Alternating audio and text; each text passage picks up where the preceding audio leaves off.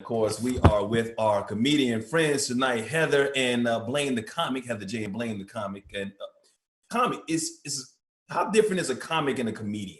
Is there a difference? Good question.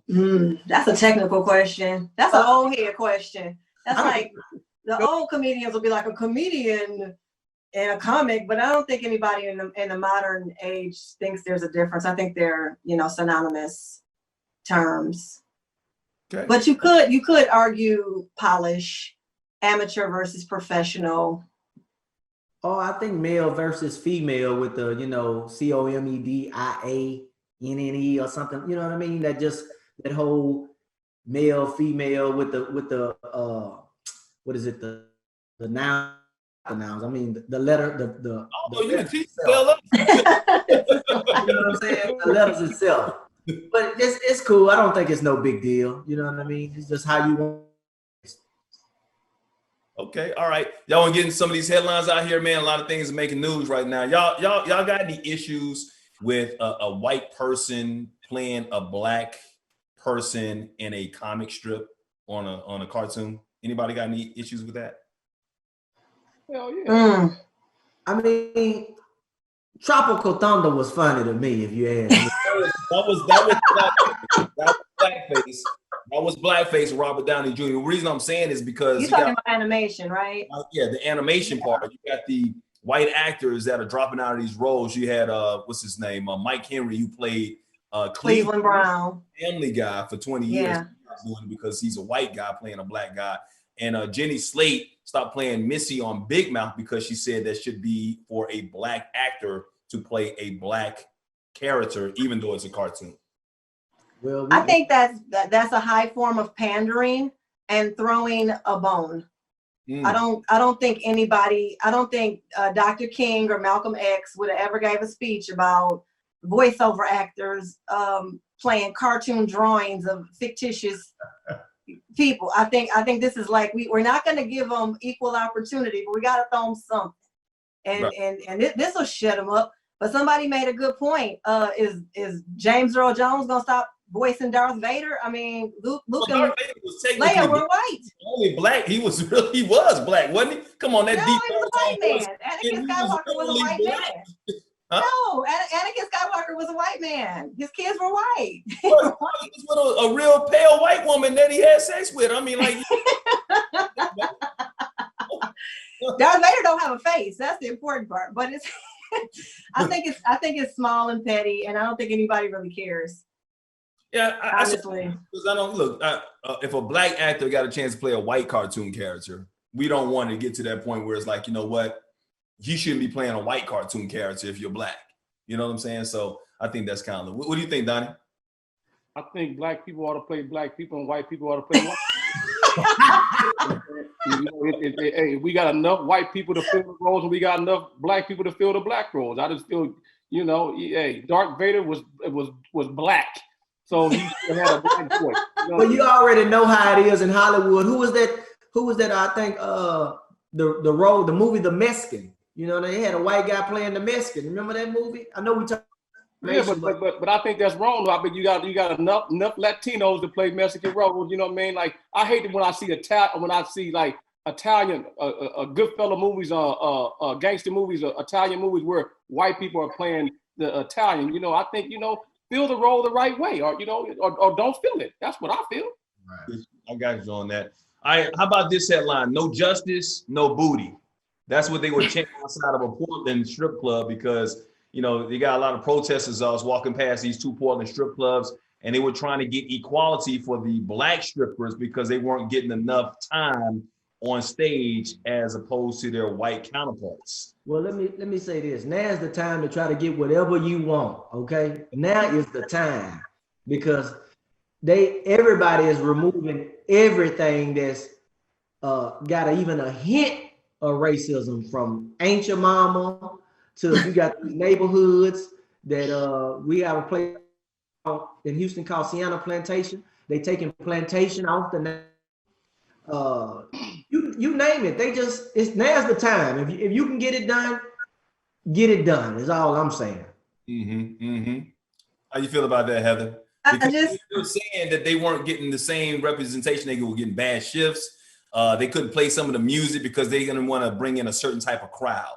That's what. I knew what it was when I saw it. I said they know, as a Black woman that has been in the workforce, whenever we shine too bright, somebody always tries to dim us. And so when I saw that, you never thinking that strippers have that issue, the sex industry. But yeah, those Black girls was popping it too hard, bringing in a different clientele, getting all the money. So somebody that couldn't twerk and can't shake it and can't do what they do decides to push them to the back. And it just becomes second nature, and then it's just a custom. So yeah, if that's the problem, queens, get your singles. Don't do nobody what you gotta do. Becky chicken cutlets, shake it all night. And Mike, where are these strip clubs at? In the suburbs or in the hood part of the territory in the city? Portland's not big of a hood. I think it's sort of like Portland is weird. I mean, you go to Portland, it's kind of like the neighborhoods kind of morph into each other, to be quite honest with you, man. But it's like, they're real BBMs.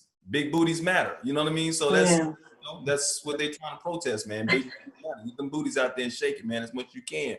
One of the songs that they probably won't be playing in the club anymore is, remember that song Knuck If You Buck?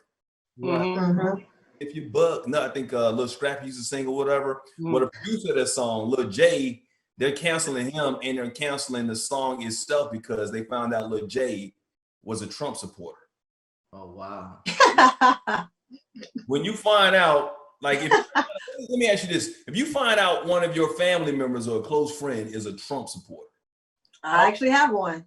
You do? I have one, yeah. With him now? I mean, it's my first cousin. I'm always going to love him. I'm never going to not love him. We debate sometimes on Facebook, but I don't ever want politics to interfere with our relationship. But at the same time, these new Black Republicans, they something else. I miss the days of the Condoleezza Rices and the Colin Powells, these respectable Black Republicans. Now we got these people that just, in my opinion, just want attention. You ain't had a hot song in a minute. Ain't nobody playing Knuck If You Buck no more. Say you support Trump, and all of a sudden you viral, you trending again. So I'll say this too. It ain't many Black as you think. Some of these people are paid actors at these rallies. You can believe that. Yeah. That is so true. That is so true. You down in Houston, right? I am. So down in Houston, what do you call your main bedroom in Houston? My main what? Like if you were putting your house up on the market, what would you consider the biggest bedroom in the house? What do they usually call it? Oh yeah, that's another thing. The master bedroom. the Houston Realtor Association said they're removing master from naming all the big bedrooms in the house called the master because it's rooted in slavery. I totally agree with that. Yeah. You agree with that, Donny? Hell yeah. I'm not even calling my room no more the master. I'm gonna call it the Big Daddy room. Forget that. I like that better actually, but you know that the word Mr. also derives from master. Yes, it does. So for a long time, master just meant you were the head of your house. It obviously means more now, but initially it just Mr. and Mistress just mean we the mama and the daddy. So I mean, that's kind of petty. I mean, what we gonna call you? We can't call you Mr. no more either then, because Mr. means master. Yeah, you know what? I kind of agree with you, Heather. I'm gonna go against you. I respect you, Don. I'm gonna go against. I don't think we care. I don't care if we call it a master bedroom. We've been calling it a master bedroom for years. You know what I really care about? I care about them low interest loans that we still can get to buy, afford, and the redlining master bedroom. Right. Work on that, and then we can. And then you can call it the Big Daddy room all you want to, and that's what you do. I feel like Donny would have called it the Big Daddy bedroom anyway, though. I feel like he didn't need a reason to call it the Big Daddy bedroom. or Heather, I would have called it your room, Big Mama's room. You know, you know what, Donny? You live in the hills. I'm right down the street. I'm at the bottom of the hill. Just don't do that.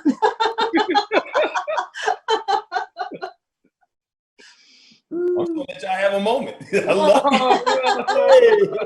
Oh, stop it, Mike. I will say this: if you do find your way over there, Heather and Donny, just follow the CDC guidelines. CDC say if y'all get into something hot and heavy, you only get it from the back. Let me tell you something. Let me tell you something. I got 4 hazmat suits. I'm not tripping.